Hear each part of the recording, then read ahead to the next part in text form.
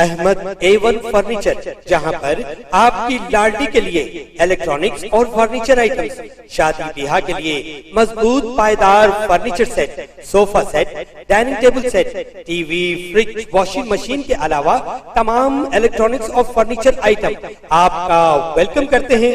Ahmad A1 furniture और Ahmed electronics, opposite Shadan hotel, Ballaguda road, Hashimabad, Hyderabad.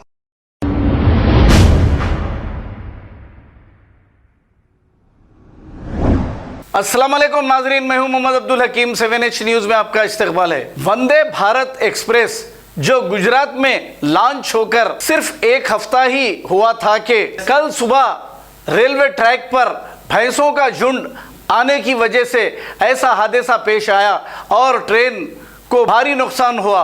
आइए देखते हैं ये रिपोर्ट।